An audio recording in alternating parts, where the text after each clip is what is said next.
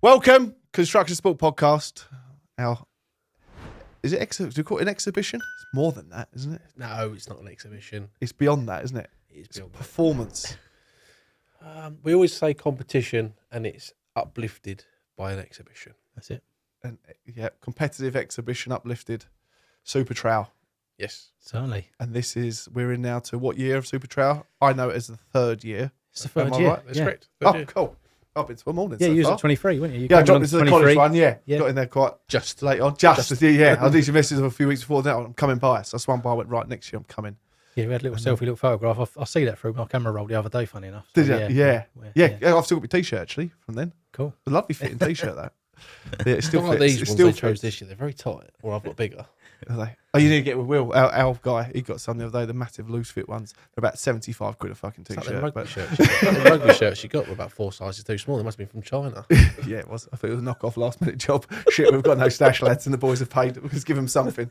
They asked for XL, and I felt like I was wearing a medium. Yeah, this one's definitely getting tighter as well. Every wash, I think. That's good. With your fun. team. Thank you for coming in. No problem. Thanks for having us. Super Trowel, like I say, for people who don't know, it's a competition in the bricklaying community. Has it expanded? Is there more to it this year? Just bricklaying? Are we pushing just the bricklaying? It certainly is. Exactly. Yeah. On the competition side. Yeah, I mean, so when let's go to 2023. Yeah, come. We're trying to find bricklayers. Yeah. We start off with 10, can't get 10 because no one wants to do it. Yeah. We get to 7, we just about get 7 spaces by the skin of our teeth. Just about get Really? Yeah. just Yeah. get 7. It was difficult, wasn't it, to get to It 7? was. Yeah. It's new. No one knows what it is. Yeah. And then 2024 we do a north and a south heat. About 12 bricklayers, wasn't it, in each one? Yeah. Half size wall.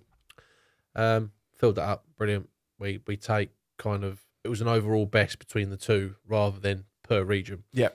2025 we go on the road. So we started off our roots, which is Hertford Regional College. That's where it all started.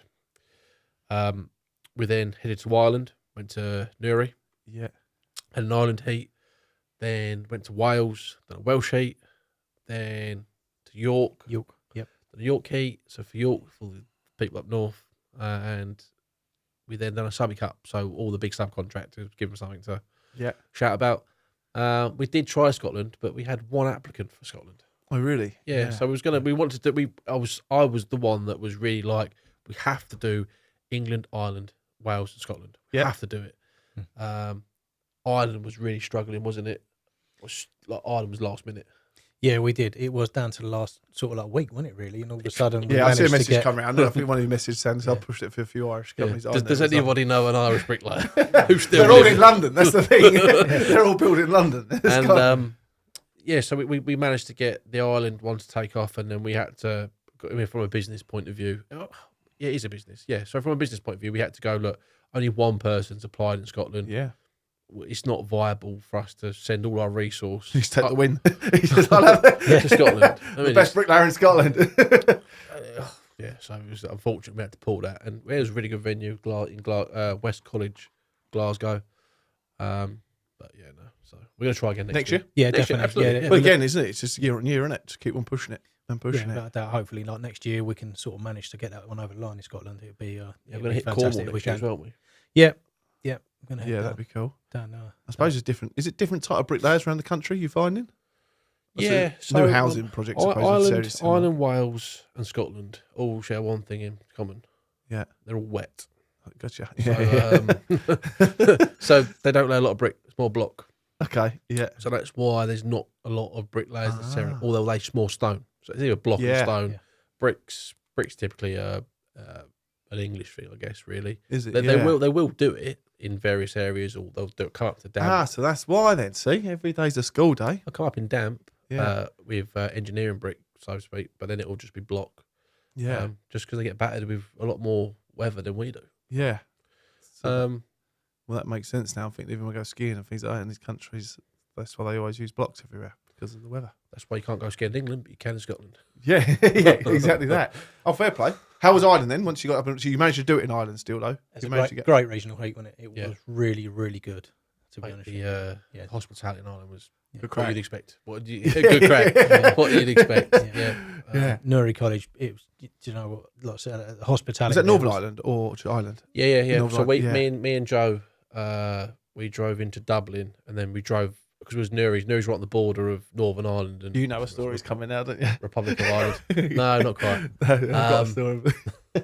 And yes, we drove up. We drove the whole way. through the night, yeah. Yeah, through the night.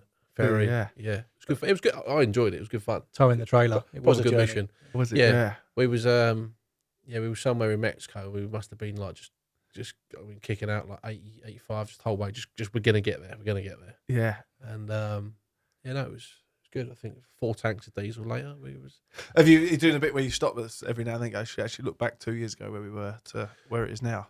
I don't think we do that necessarily when we're together, but Yeah. I think because it's we do so much for Super Trowel constantly, day in, day out, during the day, in the evening, when we're dreaming, we're thinking about ideas and thinking how we can change. We're not from events worlds. We're not. I'm a bricklayer. Joe's a bricklayer. Jack's a bricklayer. That's what we know. That's who we are. That's why we've had to spend money on an event manager, I think, this year. I know that fucking feeling. That's for sure. And then you start to realise that the events world is ruthless. They charge for everything. Yeah. Joe will tell you, like, And you have to put your name pen to paper straight away, isn't it? Sign you up, pin you down. Yeah. mate, Some journey, though, from 2023 to where we are, certainly, last year, Well, 2024. so it was at college year one, wasn't it? You said, and then that hosted how many people held? Was it 512? 514, 514, Yeah. spectators. And then last year was, 1,500 and something or other. and you're going for what this year? Well, it holds 3,000, didn't it? It holds 3,000. So, Superb. fingers crossed. Bouncing though, wasn't it? And I'm not just saying that either. 'Cause No. I go to a few exhibitions. I've been to a few, and it is quite generic. I know it's not an exhibition, but to me, it's like going out for a couple of days at an event. It's like this is what it should be about, and this is how you should inspire kids to come into construction. Asking you back the question, what did you think of Super Trowel 2024 Loved at the it. Marshalls Arena? Yeah, with the guys as well, didn't they? The lads Yeah. obviously behind the cameras as well, who aren't from a construction background and the media. Well, we went in there, didn't we? Straight away, and we've been to a lot of events, should we? Not just exhibitions. It was a bit tight where you was, though. I do apologise. Oh, no, we were not even there. We literally just pitched up and we Yeah. were around anyway. Okay. So yeah, we were more than fine. The that Have we they seen our no wall crochet complaints. video? Yeah, did you see the other one? Yeah, we did put a little video about. Yeah, yeah. mincing about. It's for a bolt, everyone, didn't we? So, That's because we didn't know that we needed to supply people with water. Did you know? It was one of the hottest days of the year. And then you was just walking around with water. I was like, yes. Yeah, and we went to as the opposite of all that ice as well. So it was that all cold. So we needed photos of people drinking water. How can we find construction workers who drink water for this campaign we're doing? And we was like, we're going Super Trowel next week. Let's just put them in everyone's hands. And then the boys there, if you look at the camera, just snapping all day long getting the picture. I think it's a good one. So the guys just like mid heat, just literally, just literally gushing themselves with water. And it was It perfect. was the Diet Coke advert, wasn't it? But when you, 100%. When you walked in and the music's pumping straight away, you knew you were onto a winner. Like for us, it was like good day ahead. I always there's a 4-day window that I'll never forget, or 5-day almost. Thursday. So I started Bricklayers Social Club. Started that. Go on that. So the Bricklayers Social Club. So I started that 5 years ago. So it's an online group. Yeah. forum. So I just kind of realised there was a gap in the market to bring bricklayers together. There wasn't anything that was kind of was gelling. Nothing was gelling. Yeah. So I set up the Bricklayers Social Club, and I'd gone out and started just kind of trying to make my own little wave. Yeah. I started talking to Ash Mahoney. This is all before the only people that are really kind of out there that I'd say were known was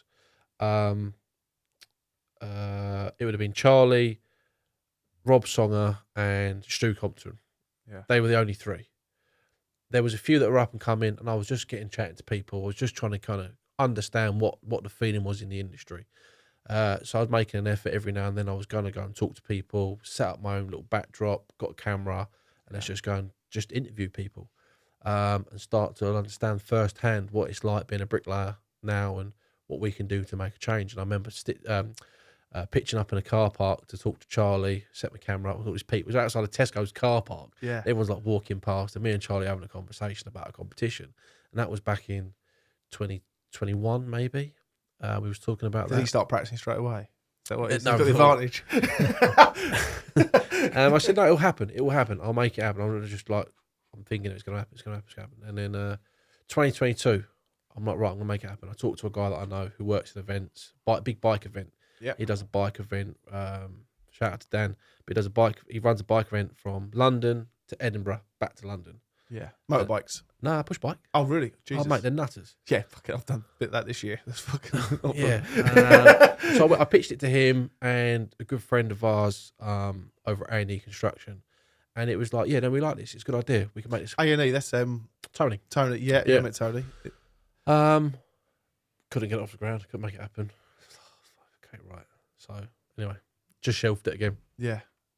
2023, Jack, HRC, college, contacts me saying, I'm hosting the Guild of Bricklayers final on 23rd of April, say. I've gone, all right. I'm umming and ahhing about it. I don't know, I'm going to go. Anyway, I'll make it happen. I'll come along, set up a gazebo, get a few old trowels out, get some bits and pieces, bring some old books, and just start engaging with some learners and just saying, look, this is the Bricklayers Social Club. We're kind of a community of bricklayers. We kind of just got a good passion for brickwork, kind of like all the old bits and pieces. Like I appreciate an old trowel, an old book, and just trying to get people involved and understand like the history of British brickwork, really. Yeah. And then I've walked in to the where they're having a bricklaying competition. I've looked in it in awe and just gone, yeah, I think I could do a competition here. Yeah. Because our theatre. Yeah. Because they got the mezzanine at the top and they got the big space at the bottom. I said to Jack, do you think they'll let me borrow it? He went, yeah, of course. All right, well, go and ask him. He's the construction manager for the department. I said, he said, yeah, I'm not going to try and do a Geordie accent. He said, whenever you want to borrow it, just let us know. I said, I want to borrow it. So then on the Friday, I think I said to Joe, it's going to happen. I think I'm going to do it and whatnot. And then that was it. Didn't have no more conversation. I have literally from the Friday night till Sunday, I'm away. I'm creating stuff. That's me. Monday, I release it. I think within a minute of me releasing it that I'm going to do a bricklaying competition in Hertford, Joe's phoned me and said, Ash, I want to be part of it. I want to sponsor it. I want to be behind it. I went, all right. He went, how much do you want? I went, I fucking know. I've no idea. I haven't thought that far ahead. And I said, Joe, look, we just got to make it happen. There's not. We have the money that comes in through the club, just like a few subs, couple of sponsors, not sponsors. It was like marketing. We was doing marketing for people, but it was two parts of fuck all really. It was maybe a few £100, couple of grand, if that. Yeah. And Joe said, all right, fine. I said, really, all we got to think about is decoration. That's what we got to make. You've got to make it look grand. Yeah. I'll do all the social media stuff. I'll keep pumping that. And Joe had his contacts who could do banners and flags and all that jazz. Cover the bricks up. Yeah, cover the bricks up. There's a few Brickjackets about. And he had contacts. Sprinklers might come on. So Jack got to work on making sure that we could use college. He was kind of talking to everyone in the college, make sure it happened. And then it was for a long period to start with. It was me and Joe just kind of trying to get people to come and do exhibitions, trying to get people along. And Jack was kind of manning the fort for us because we had no idea, and he had all the contacts there at the college. And the next thing we had Ford there, we had Ultra Bell, we had some big names. It was like Ox were there, Prop Out, SB Tools, wasn't it? SB Tools. And it was just is it Altrad Bell? The name of the company is just Altrad, and then the best mixers, isn't it? Yeah. So I just think when you bricklayer, I always just think them. Yeah. And the whacker plates. Are they whacker plates? Yeah, they do all sorts. Yeah. They're a huge support of what we do, actually, to be fair to them. They're really good guys. Yeah. But anyway, we managed to make that happen. I mean, Joe was like, he reckons it was only like £4.5 worth of banners that year. And then it wasn't until this year he actually said, yeah, it was probably like closer to 10. I was like, oh, thanks. Yeah, because I think, there's banners everywhere, isn't there? Well, it's prime position, especially. It was, you know what? It was fantastic, really, considering how long was it? 12, 13 weeks we had to organise it. It wasn't long at all, was it, to be honest? No. But was you doing all the banner design, everything yourself, getting them all lined up, ready? Yeah, we had no creative designers or artwork people, nothing like that. It was. And I know what it's like when you need a high-res logo from someone as well. Oh, mate. Yeah. He was like, I need a .ai or a .esp. I'm like, I don't fucking have one. I still can't get my head around the boys at the time. Like, Google Images, you'll find something there. It doesn't work like that, Steve. I'm like, yeah. The amount of companies though don't understand it either, do they? But like you're saying, this branding, their own branding. No, like, and then we're now emailing customers, subtle clients, and saying, yeah, we need it either .ai or .eps, and they're like, can you produce one for us? I'm like, yeah, yeah, yeah. So all that, and then you've got to do the work for them as well, the donkey work. But there's all people in charge of that now, is there? Nearly. No, it's still very much me, Joe, and Jack. Yeah. We have got a content guy now, so we've got Josh, who's plays a huge part in our team. If you've seen all of our content, Yeah. the man behind that is Josh.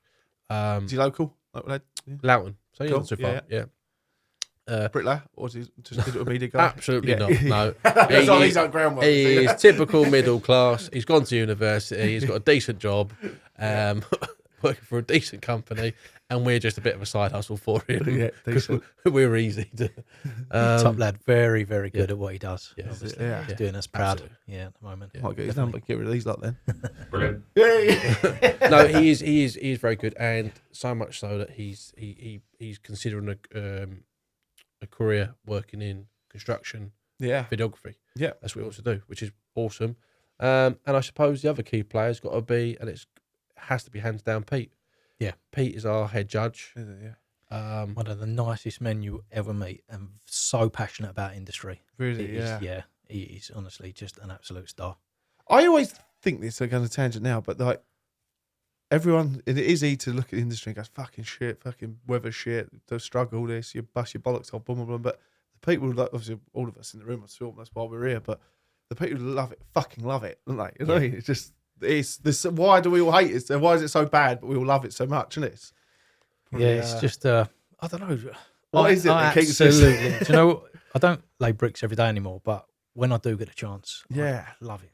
Love it. I don't know, it just always pulls me back. Yeah. To be honest with you, back into the brickwork thing, and as soon as you just pick up that trowel, you just get in that zone, turn my phone off, and just crack on and lay bricks. Just love it. It's like the therapeutic, it's therapy, isn't it? You just crack on, no problems in the world, all disappears for a bit. There's like anything. Even not just down to the brickwork side, to be honest with you, but it's just being on site, Yeah. in amongst everybody, you know, and you're all sort of pulling in the same direction, and it's just nice. And I don't know, I just love seeing like production. I love seeing like even just like footings being poured, you know, anything like that, steels going in, and you know, Chippy's putting roofs on stuff. Because even speaking before, Joe, you go around obviously with your brick jackets, but you also often get stuck in anyway. You jump back on, get a few, lay a few here and there. I do, yeah. Do you know what? I've actually had the pleasure of working with a lot of like obviously like sort of customers, and you know, through social media and stuff like that, but become like good friends now. Yeah. And yeah, I've always said, you know what, if you need a chuck, give me a shout. I'll be more than happy to jump on. And I have been lucky enough to, I'll receive a few messages. Oh, Joe, you wouldn't give us a chuck next week? And I'm like, yeah, of course, no problems. Yeah. And I really enjoy it. Obviously interacting with, like I said, they've all become good friends now. Yeah. And I've been really lucky to sort of go all over the country laying bricks, really, which It's always been a bit of an unsaid thing in amongst bricklayers, is that if you've got another bricklayer who needs a hand, we'll go and give him a hand. Yeah. Literally go and give him a hand. And I think Bricklayers Social Club was one of the first kind of, I think the first time it was actually kind of aired that this is what we do. Yeah. As bricklayers. And what happened is, I don't know if you came to that one, but Ash Mahoney. I remember it. No, I didn't. He was down in Gloucester. He kind of grown now where he's got quite a few plots. Mm-hmm. He'll hold his hands up. You see, he was struggling. Like he needed a push. So several of us all jumped in our cars that morning. Really, yeah. Drove down to Gloucester. Bearing in mind that I live in like near Ipswich, so Gloucester was probably 3-4 hours away. Yeah. There was a few other there was a few of us. We've all driven down there. We've jumped up on site and we've gone, like, where do you want us? What are we doing? And he's like, I just need to get up to wall plate. All right, fine. Get the muck here. Go on. Yeah. We were loading out. We was building. We was all having a bit of a laugh. Lads come down. Phil came down from Leeds. There's a group. Rob. We were just get on with it. Yeah. Just give him a hand. Yeah. Nothing for it. Just help the brother out. It's the first one, and we've spoken it before and spoke to people, not just saying it because you're here, but we've always said that in terms of the influence in kind of Instagram world the bricklaying community seemed closer than any other trade. I think, wasn't it? In It's terms a fantastic community. It really is. Honestly, I mean, there's some really, really good people in amongst the community. but that means a lot, doesn't it? People travel the country to come and give you a hand, Yeah. isn't it? You know what I mean? And we've looked at it before between everything we've done with the bike events and the rugby and the football and all that. And we said, what is it that keeps them making it work? And it's community all the time, isn't it? People actually coming together. When people can come together a bit, no matter what it's for, people go, actually, yeah, it's worth giving a shit about. Certainly with a social club, there's like people in the chat obviously just got questions. Oh, has anybody ever come up against this? And there's always someone in the chat that's prepared to help and sort of give a bit of advice. I think that's brilliant. They're still going strong, the social club. It was kind of In all honesty, over the last couple of years with Super Trowel, because I mean, Bricklayers Social Club was only ever me really. Yeah. So over the last couple of years, it's taken a bit of a back step. It's been good because it's been self-sufficient. So once it grew, it kind of then just kind of became a bit of a snowball. It just kind of carried on going. Yeah. And everyone just kind of inputs. But in the way of its growth, it hasn't expanded or grown massively in the last couple of years, just because all the attention has gone on Super Trowel. Is it pretty much evolving into Super Trowel in a way? No, or is it still separate? So we kind of say that Bricklayers Social Club, they have an event, and their event is called Super Trowel. Yep. So Gotcha. that's the view on it. That's how we approach it. Yep. But we kind of recognised that the Bricklayers Social Club was actually a huge part of what we do, and if we want to grow Super Trowel, the social club, the community element needs to grow with it. Yeah. So we've started putting more time and effort back into the social club, and we've now realised that one key area we need to focus on is education. Yeah. We might have stood on a toe or two, but we've recognised that going into supporting tutors and learners is probably an avenue that we need to look at and see if we can support that, and adding a community back into. So with Bricklayers Social Club, because there's so many bricklayers in it, they're not going to be bricklayers forever. So we want to kind of start using our network and our contacts to start saying, well, there's an opportunity here where you can go and work in a college and start teaching brickwork, still get a good wage, save your back, and something that's also rewarding. Because again, that's what as bricklayers, that's what we like doing. We like building things and standing back and go, wow. Yeah. Especially you can do that with a load of youngsters in front of you, isn't it? Build them to build on. Yeah. Exactly. Yeah, it's quality. We've got. How's the college system working with the bricklaying? Is it successful or is it? I mean, that's definitely a Jack question. Yeah, Yeah. Because he's the one that's in that environment day in day out, and Peter also he's dedicated his whole life to brickwork education. Yeah. He was like, he loves it. Yeah. He's like an oracle, literally. Is it? Yeah. Yeah, and his dad was an oracle as well. Like, did you find that as well? You're passed down generations, Yeah. isn't it? Yeah, Ash yeah. Mahoney was passed down generations, isn't it? Was it yourself? No. But there's a lot of people in there, isn't it? Where it's passed down, isn't it? Yeah, definitely. It's my dad was a bricklayer. Yeah. I learned sort of everything I know of my dad. Yeah, so it's nice to actually see for the likes of Ash Mahoney. Obviously, his father was a bricklayer as well. But, so we took his dad to Vegas, didn't he? When you went over Yeah. there, and I was watching it. it was his hog carrier. Yeah, that's No, pretty cool. Isn't it? my man was a roofer. So But would you ever thought bricklaying would take you to Vegas? Because Vegas was just for the audience, or whatever. There's the winners. The winner got to go from Super Trowel. yeah, so Super Trowel 2023 has happened. We've got a winner, but we've made it's no money. It's just happened. It's a thing. Yep. Sorted. We have content. That's it. That's our asset. And then between the three of us, we was like, we need to go to Vegas really, because that is where the bricklaying competition is now. Yep. And that's called Spec Mix Bricklayer 500. Spec Mix. Yep. That is where it all started. We've just taken that So you saw this early doors as well? I saw this a long time ago. And I was like, it just needs to happen in the UK. Yeah. I just saw an opportunity to do it in the UK, make it, I think the words anglicised, to make it British, so to speak. Yeah. Make it work for us. Take over, colonise it. And that was an incredible trip, wasn't it? yeah, so we myself, Ash and Jack going over to Vegas. Just what an experience. Does that pinch me moment? Sort of research and development that was. Yeah. And no one believed it. 100%. It was. Well, there's a big one. What's it called? What's the Con Expo? I think it's called. The biggest machinery digger, basically. Diggers, cranes, everything. Exhibition in Vegas and Bauhaus in Germany last year. I think that might be a little bit bigger, but the Vegas one is just as much. Okay. But yeah, it's only every 3 or 4 years it goes on. But like, definitely looks like research and development. We was going through the airport and Joe's really gone through. Me and Jack had turned up, and I've tried to check in. Cause I tried checking online at home. I couldn't make it happen. It wouldn't work for some reason. Doing my tit writing. So I will just do it when we get there. Jack's gone, all right, fine. We've got there, and I tried doing it, and some woman from Virgin's come over, and she said, "Can you come with me, please, sir?" I've looked at Jack, and I think this ain't good, mate. This ain't good. Bearing in mind that we've all got families, so we've tried to make this trip work, but we also need to get there, get what we need from it, and get back home. Yeah. So anyway, she's pulled us over, and she said, "There's no more seats on the flight." And I'm quite black and white. I was like, "What do you mean there's no seats on the plane?" It quite silly says 79B. So how is there no seats? And she goes, "Well, what happens is we overbook the seats because people don't turn up." And I went, "But I'm here." So how have we got to this stage? She said, "There's no more seats, sir." I went, "Okay, well, I've got an event to be at." And I'm getting really passionate. I'm getting quite upset about this because I'm like, this is a once in a life. I've got bricks to lay. I have been waiting for this opportunity for years. Yeah. There's now 3 of us heading out to Vegas for some serious research and development for what is going to potentially be the next best thing to hit British soil.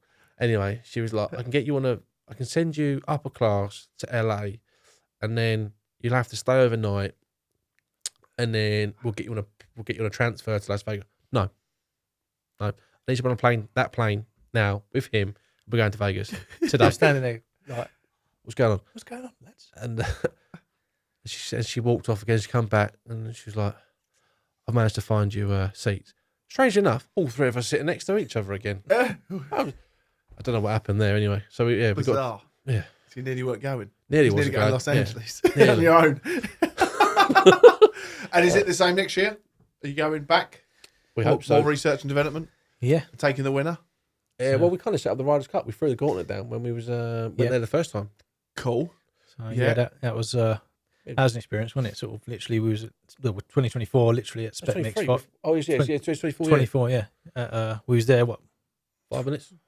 Literally. Are you guys from the UK? Are you from Super Trowel? And we was like, do you know Don? Yeah. Do you know John? Do you know the Queen? The next thing, we're sitting on stage, mics. There's like that massive, what do they call it over there? The TV? Jumbo screen. The Jumbotron. Big old Jumbotron at the other end, and it was huge. And I just remember looking up thinking, oh my God, that's us. 2 overweight middle-aged blokes. What are we doing now? How did this happen? We'd only gone over literally to sort of have a look round and to see if we can implement anything. Was that your kind of Conor McGregor moments, Paddy Pimlet going, "You ain't got fucking nothing, you lot here." Just to fucking spice it up a little bit. It was just you must unbelievable just drop it in there. experience. Ain't fucking bricklaying. I'm not the greatest. I am not the greatest with a mic or a camera in front of me at all. But that moment I looked up, I thought, oh my God. And then literally like my mind was blank, and then like the guy that was doing the he said, "We're gonna hand you over to Dro here," and I went, "Oh." Now I've got to speak. I was like, oh my God. But anyway, yeah. I've got to tell you guys about the so me and Jack are talking to some, I don't know, some geezer about something or other, and he comes over and he's just sweating.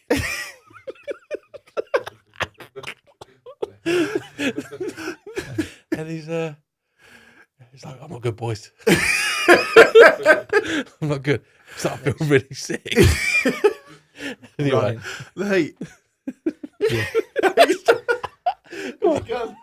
you say, go on. I'm not too. Well. Go on. I think it was sandwiches on the plane. That's what I'm going to put it down to. Yeah. But And you're gone. we was just like we were standing there talking, and there was a big like it's a mud tub, wasn't it? Yeah. Literally at the back, and I just had one eye on the mud tub, literally, because I thought, oh my God, and then I was trying to engage in the conversation, but I couldn't because I felt terrible, and then that was it. As soon as the conversation happened, I was like running to the toilet. Yeah. Done. Yeah. There you go. Welcome to USA. Yeah. But don't. But the Ryder Cup, how's that working in? What is it? No, What's the so competition between I each other? don't know anything about golf. I've just heard of the Ryder Cup, and it's something to do with the UK and the US. Yep. That's about it. Europe, yeah, let's do it. Yeah, just take on each other. And we said we'll bring over our winner to the US, which we did. Just gone 2025. Yep. We took Charlie over, and they're bringing their winner over to the UK this summer. Yep. To compete as well. Yep. It's not so much Ryder Cup trophy. It's kind of like we'll bring our winner, you bring yours, and we're going to do a bit of a memorial trail because the guy who set up Spec Mix Bricklayer 500 sadly passed away back in March. March time. Yeah. And he so essentially he was like one of the kind of founding fathers of this kind of Yeah, it was thing. them off, set you off. You've and seen it. And he kind of introduced us to the whole team at Spec Mix, and he was kind of like holding our hand, getting us into the US. And Well, they just want people to succeed out there, don't they? they're so supportive. Yeah. I've It's seen so that and heard brilliant, so much honestly, about it. But in yeah. the UK, everyone wants to fucking foul. Don't you dare fucking succeed. No. Different world, isn't it? Literally, when I said land of opportunity, them guys are like, we want to see you do well. Like, we want to support you. But yeah, unfortunately, he passed away. So we're going to do some sort of like memorial thing. So like, our winner goes over, theirs comes over, and we'll still work on it. But yeah, that's how we're going to work that one. Interesting. That's So cool, it's isn't he's that Brian Connie. So he's remembered. it? Is it? Yeah. Yeah. That is. Whereabouts in America? Right in Vegas. Was it that hotel or was it? It was in the convention centre, which is sort of down behind like the Wien and Encore. That ends right down. Yeah. Yeah. That's where the Cosmopolitan. No, No. the other end. Yes, up the The other end. Yeah. Yeah, because the Win and the Encore look the same, don't they? That's it. Yeah. It's right down that end. I went sort of- there. Me and my missus went there 10 years ago now. And then she said to me, if you ever think you'll come back here with your mates, no chance. So it must be research and development. I'll be honest with you. When you go in January, it's pretty boring. It's cold. It was icy, Oh, really? In the desert? and all the pools are empty. Is this what we're saying? No. Because It was pumping. No, so- It's 40 Do you know what? degrees. It's This year- weird enough. We didn't. Do you know what? We just really had a couple of beers. We didn't really have time to do anything, did we? No. Literally. Yeah. I mean, like, How many people do they get to Spec Mix? How big is that in comparison to Super Trowel? so they have more competitors, but I would say audience-wise, we're nearly on par. Oh, really? Yeah, superb. Mm. Yeah. So- And it's different though, isn't it? The Day in Bricks. I was watching just the content when it. Charlie competed, but then Ash went over as well, competed Blocks. as well. It's his blocks. Yeah. That's a different animal over there. Is it? Yeah, Yeah. they are double our bastards. They're like 27 kilo blocks, Really? Yeah. Hollows. Day, like It's 110 blocks when it was in 20 minutes. 20 minutes. Is it? Yeah. You- Is that across America? They do that. yeah, all over the place? that style. Yeah. Is it? Yeah. So we don't lay hollows typically over here. You Yeah. will on a retaining wall on the odd occasion, Yeah. or a structural kind of with rebar on it. Yeah. Wall, but typically we're 100 or 140 block work or Yeah. a flat and traditional bed. And the Yanks It's- do it a little bit different. Yes, Interesting. that is different, very much different to what we And do. what's the date of it over here? What, this year? Yeah. Oh, Super Trowel How many days 2025. Yeah. It's 13th and 14th of August. So how many days away is that from now? Ooh, I think I said earlier it was like 77 days or something. So, So, it goes out we're, with 60 odd days or something like we're that. counting down the days. But And, yeah. and who's going? Everyone's coming. Who was there last year? Still looking strong. Yeah, so it's A bit many complaints. Not that we're going to look at the negatives, but everyone must have been well happy with that last year, weren't they? the Yeah. feedback was good. The feedback was really I think good. the Yeah. only things that we remember that we had feedback wise that were somewhat negative was obviously at the end tools got broken into, Yeah. which is just like we didn't see that one coming. Well, look at the fucking. That's the reason why there's a whole tool theft campaign across the country, isn't it? Exactly. Obviously, something we've took on board this year, Mm. and obviously going to some great lengths to sort of we don't want to see that happen. Yeah. We got PCSOs. We've got four men and a dog, so to speak. Yeah. Not a cocker spaniel or anything like that. They're Proper dog. Yeah. Malinois. Yeah. Malinois. Yeah. Security and fencing. Security fencing. Security fencing for safe Cameras. parking. Different venue this year. It's in Coventry. Am I Yep. right? Stanley saying? Park. Yep. Stanley Yep. Park. Kenilworth. Kenilworth. Um, I'm trying to think if I know that. Then we've come through Kenilworth a few times. It's a great venue. yeah, It it's is huge. Yeah, it's a huge So, venue. well, Works well. Yeah, I Good work think, for it. what is it? It's just under 3 times bigger than the venue we had last year. Really? Yeah. Yeah. Can we look down from up top onto it? Uh, Different setup. from the VIP area, yeah. So it's there you go. different setup. Obviously, last year the Marshalls was great, looking from the VIP area straight down onto the competition area. But this year we've got a safe stand. What is it, 30 meters long, and by Yeah, so about it's 30 5.5 by- meters wide. 30 by 6 meters, and you'll stand about 2.4 meters Cool. above. So yeah, there's an elevated area to be able to look in. Same competition wise on the ground. Apart from Masters, haven't we? Yep. We got the Masters. So this year we got a new edition, another competition. Yeah. That starts on the 13th. So that's over 2 days. It's a 10-hour competition, 5 hours the first day on the 13th, 5 hours on the Yeah, 'cause 14th. 2 days this year. It was 1 day last year, wasn't it? Yeah. Kind of 1 day. There was the day before, and that was just setting up, wasn't it? I suppose. So that's a separate competition. It's new to this year. So we got 4 bricklayers. Yep. 4 fantastic bricklayers. They have designed their own models themselves. There's a few parameters that we put into that with regards to Control points, I call them. Yeah, control points. So there'll be an arch in it, maximum of 750 bricks, two forms of pointing. So yeah, they've come up with a model themselves, designed it all themselves. Brilliant. And they've got 10 hours, 5 hours 13th, 5 hours on the 14th to complete the model. It is the Great British Bake Off of brick. It is the showstopper. The Great British Brick Off. Brick Off. Brick Off. It was a concept that I came back up with when it was first approached, when I first started Super Trowel, when we first started Super Trowel 23, was why don't you do something that's decorative? And I'm like, because they happen, they exist, they've been going on for forever. Yeah, no one goes to them, no one's interested because no one's got 10 hours to stand there watching another geezer lay bricks. Yeah, the hour thing makes sense. It's a spectacle. Yeah, I'm normally correcting him on words. That's twice in one day. Yeah, I know. It's karma. That is. That's karma. It's a spectacle, and it's nice and easy. It's a quick turnaround. So then when we started talking about the Masters and how we can make that work, it was like, right, 2 5-hour slots, but it has to be something interesting. It can't be a model that everyone knows about and can practice because that's just easy. Okay, why don't we let someone just draw what they want to build? They got to draw what they want to build and build something that really shows off what they're capable of doing. Yeah, we give them a couple of parameters, like Joe said, jointing. They have to have an arch, etc., etc. So they're your control points. But other than that, have a Catnic lintel in it as well. Yeah, Catnic lintel. So yeah. Sponsored by Catnic. Yeah. That's technical, that one. So they get what Catnic have done, which is really cool, is they've said, you design the model that you want to build. You design the lintel that you want, we'll make it for you. Oh, really? Superb. Any lintel so that you can show, what good opportunity for them, isn't it? Yeah, to absolutely. show what they can do. And they got 10 hours to build that, and it's going to be judged by architects, leading professionals, Yeah. And see what they come up with. Yeah. Is there still a lot of buildings going on where people are asking for? So you see them now, don't you? The brickwork from 100 years ago or whatever. It looks incredible, doesn't it? Are we finding people? Is there enough people doing the arty stuff? No, so I mean, is it fading away a little bit? What's a terrible fucking shame in itself. Georgia brickwork, yeah. I see a post this morning from Ronnie Douglas. Good friend of ours. Yeah, fantastic what he does. Yeah, regards to the chimney stacks, and he's actually sort of like what he. It was a chimney stack I saw the other day. Actually, yeah, that's exactly. Probably Douglas brickwork twists. Yeah, it literally just twists out. There's 2 of them twisting, I think, both opposite ways on each other, but it's just fucking awesome. Yeah, to see what he does, like Ronnie, they take the bricks that are damaged, and they make the new bricks out of solid blocks of clay and they shape them to what shape they once was. So it's called a red rubber, and it's a huge, it's an oversized brick. And then what we'll do is we'll get the old brick, make a template of it, and then they literally just stand there. They'll cut the fat off it with a blade, but essentially it's just then rubbed until you get the shape that you want. Yeah, incredible, isn't it? Yeah. But even to the point that I've seen it before in London, we lift up manhole covers and the fucking artwork that's gone in underground, isn't it? Or even the old tube stations and everything, isn't it? I could do that in the toilet after a kebab.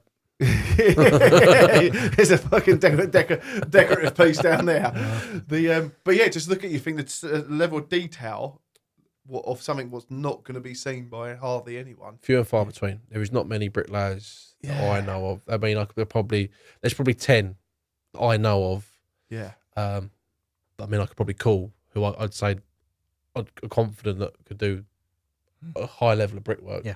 So like Georgian style, which is very decorative, and know what they're talking about. You're not taught it.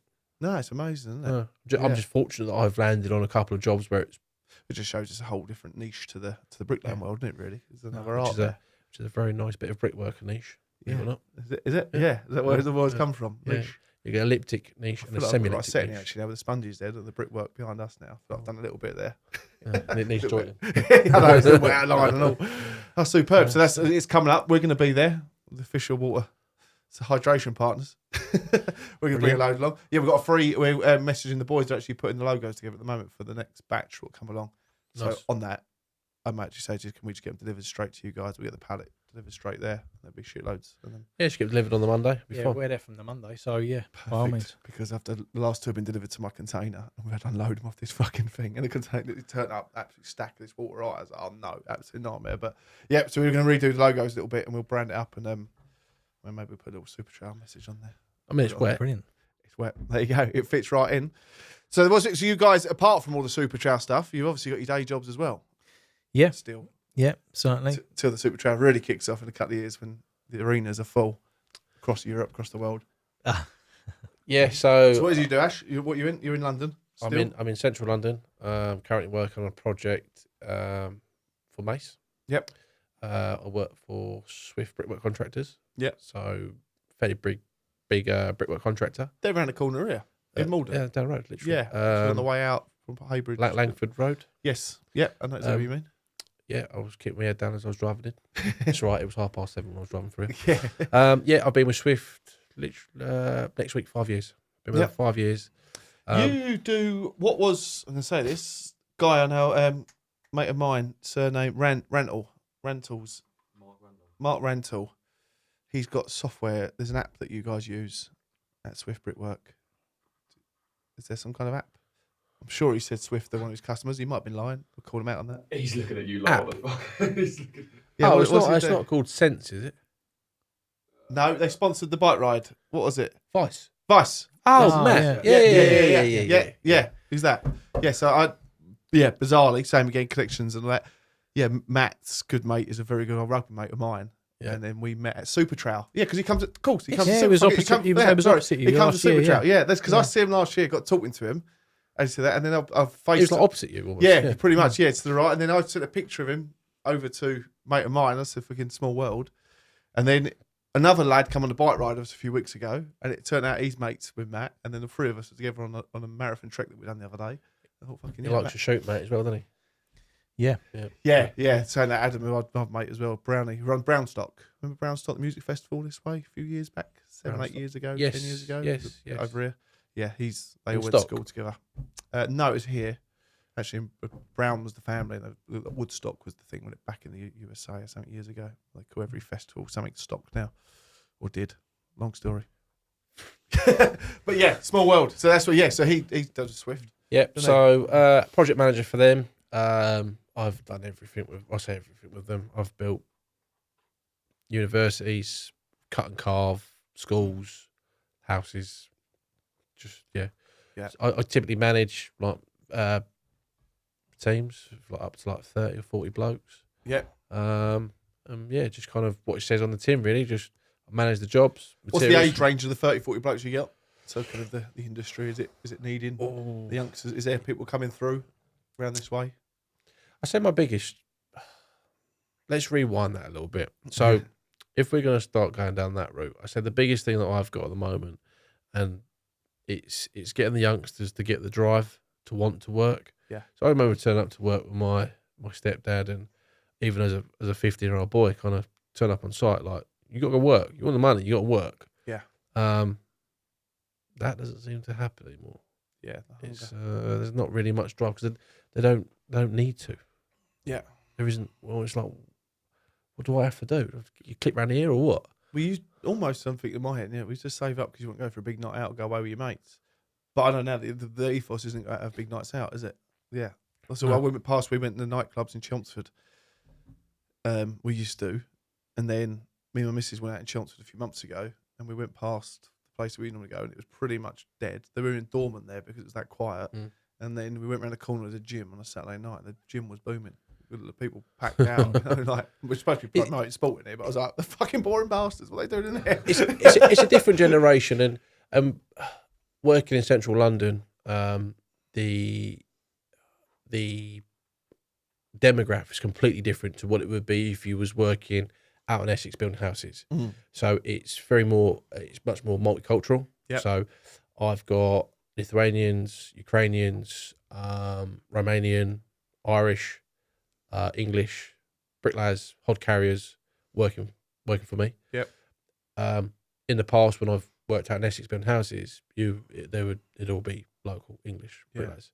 Do you find there's a difference in the foreign labour with the bricklaying Absolutely. because of their background? Have they learnt back home, then come here, or have they come here?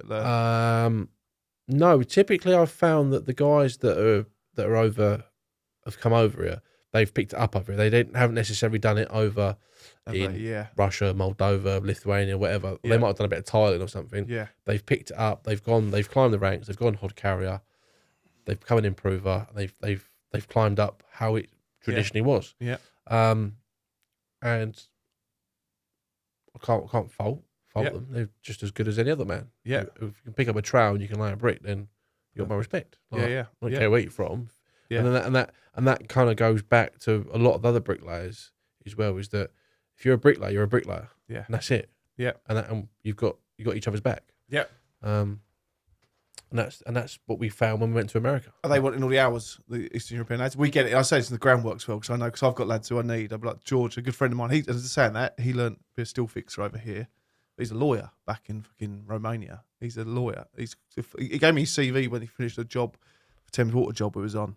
And he said, Steve, can you check over my CV? I'm finishing it next week. And I looked at it, I went, what the fuck are you doing on a building site, mate? And he's a lawyer back in Romania, but those skills don't transfer. The qualification doesn't transfer to the UK, and he gets paid more as a still fixer in the UK than he does a lawyer back there. Yeah, it's bad. But from saying that, but I want him and his lads to come and help me every now and then. He go, we'll take it if there's 6 days there. Yeah, and they won't do anything less than 6. Yeah, no. I've I've got a couple of guys that are from Moldova, and they would work every single day, given to them. But fair play to them. They come over, they graft, and then they do it every year. So about this time, where are we? May. So end of April, just Easter time. They'll go back for 3 or 4 months. Yeah, and then I'll come back September, end of August, September time. Yeah, and then I'll work through because it's bloody cold over there in the winter, like proper cold. I've kind of evolved with it. I've learned it. Yeah, to sort of like work amongst other ethnicities and nationalities. Yeah. And I find it quite interesting. These are pretty one of the reasons we like it. And you as a bricklayer, you can go anywhere in the world. And I tell you what I like about one thing I've noticed that I've really picked up on is I always eat in the canteen, and I'll always go and sit with the boys and I'll eat with them. For some reason, on most jobs they have a manager's one, whereas if you've got a black hat or you're a supervisor, you're segregated and you get to have a coffee machine. Really, they wonder why there's a divide between boots and suits. Yes, but I know where I'm from, and I always go and sit with the guys, and always have done. It's where I feel comfortable. With his caviar and fucking Dom Perignon. Here we go. I'm a bricklayer, not an electrician. But the Eastern Europeans, and what I love what they do is they all come and sit at a table together every lunchtime. They'll all bring something different. So one will bring like a loaf of bread, one will bring pickled onions, let's just say, and whatever, cabbage. They love a pickle. Yeah, they do. And they'll all put on a table and they'll all eat together. Yeah. And they'll all go to work together, and they all look after each other, and they've all got each other's back. And I think that's something that we sometimes miss. Yeah, hugely. And they have really strong camaraderie. Yeah. And I've got a lot of respect for that. They probably have the little house parties themselves, or barbecues around each other's Yeah, house that's every it. time, don't Yeah, they? that's it, yeah. Then we get all just so you come in Edgeware tonight, or we've got a barbecue again. This is his house, and his house. Yeah. We got some wine we had on the Christmas party. Wasn't it the big, massive fucking water bottles, some red fucking homebrew. And he's like, he got them from his vineyard back in Romania. He's like, have that. Yeah, it was quite strong stuff. Balinka. Yeah, exactly. Yeah, but that was literally that. So we found it a lot with the groundworks, well, especially when concrete comes out, and the Indian boys, the Indian lads. But they were the same. It's the same. They'll take different dishes. But I've seen it on a program before in like the big Diwali and that going on in India, where there's just a table like fucking half a mile long, and then there's no seating arrangements. You just sit wherever. Every different, from multimillionaires to fucking peasants on the street, without being too crude, but you just sit with each other and they just share, and that's what it is. But we've seen it in the canteens all the time. It's like, someone just brings the fucking rice. A lot of them are vegetarians as well. It was like, where's the chicken tikka masala? Where's the fucking meat tawala? You know what? It's like, they don't. It's just literally vegetable curries, chapatis, and then all that's on the table, and they're all just in amongst it. And the ethnicity thing's quite fascinating, isn't it? It works. Yeah, but it's when you, like I say, if you go out to rural Essex and you're on a house building site, they're just local blokes working, and Dave will sit there reading newspaper, drink a cup of tea, won't say boo to a goose, won't talk to anyone. A couple of lads might talk to each other. There's no real integration, and everyone just kind of gets on with the job. It's very mundane, laborious, just kind of do what they got to do. Yeah, and then you kind of see how others kind of work together, and they can be quite productive. Yeah, and I think it's that morale, isn't it? It goes back to that camaraderie side. Have you found, put it on you, but the women's side of it, women bricklayers, you ever come across any? I know there's a couple online there, but there's not many out there. I've always seen it from the groundworks, but I've never worked with a female groundworker. I've never personally had. No, I've never had a female bricklayer work. I'm trying to really think now before I feel like I'm lying. No, I haven't. Yeah, I've known. Obviously, we know Darcy, Rattle Kings. Yeah, and Louisa competed this year, didn't she? And 2023. Yes. Oh, fair play. Yeah. It's great bricklayer. I think that's it, really. There might be one there's the one from up York. I can't remember her name now. Do you remember? No. She was an apprentice and she's done that spiral chimney. She's like, you can't fault that. And then I put a level on it. It was like... I can't remember now. But no. I'm really sorry about that, by the way, if you watch this. Everyone's got the same treatment. It's my job. Yeah, personal. I go around putting levels on everyone's work. So, what is the competition going on day one or on day two? The show that we know. So, Super Trowel as a competition is on the 14th, which is on the Thursday. Yeah, cool. So, lovely job to be part of that. Main event, I think, was it 12:30? Main event starts. Yeah, so if you get there for 9, you won't miss it. No, you won't be there for. Don't worry about that. Nice and early. So we've got the hog carries race as well. So that's before the main event. Yeah, hog carries race got a lot of attention. Yeah, I like that. It's good entertainment, isn't it? Yeah. It's 20 minutes of absolute sheer fucking sweat and determination, wasn't it? Yeah, that was good to watch, wasn't it? They was absolutely. That was based on the piles as well, or the stacks? Is that the word? Everything had to be nicely loaded out, didn't it? And fucking throw them out. Yeah, covered up with a brick jacket. Yes. How's Brickjackets going, Joe? Not too bad. All right. Yeah, it's ticking along nicely. Obviously, quite time of year. Been quiet last few weeks. We haven't had a bit of rain. I've been out there doing a rain dance most mornings, but last 3 weeks it's been pretty dry. So yesterday was busy. Had a bit of rain just on the back of the weekend, and so as soon as the rain comes over, do you get jackets being ordered? Yeah, everyone. Lastminute.com. Knowing Joe for the last 5 years, it's definitely that everyone seems to be more reactive than proactive. Yeah. Proactive. Have you set your own Joe fucking Brickjackets weather app up? And it's just fucking raining. It's just 365 days of the year. You, sir, need a brick jacket today. Big storms next week, lads. It's mid-July. Closely sort of keep an eye on the weather app sort of thing, because then you can sort of determine how busy you're going to be. But generally, if the weather's not so good, we're busy. Are you seeing trends as well now over the year? How long Brickjackets are going? I know we spoke about since 2011. Is it? Yeah. Yeah, long time. Can you spot the trends now? You probably know it in yourself, but yeah, pretty much. In orders. Like I said, the clouds come over, then the phones will start. Have they got them in the States? There are brick jackets out in the States. Yes, they are. Your brick jackets? Yes. The brick jackets. Because you got patent to brick jackets. I had patent pending early doors for about 4 or 5 years. Yeah. I've got a few competitors now, but is there? We don't tend to worry about them sort of thing. We just don't worry about them. We just focus on the job in hand with us. But there are brick jackets out in America. They are awesome. Yeah, out in Europe as well, and that's why you can have that space. It was filled up with someone else's fucking case. It's all these brick jackets.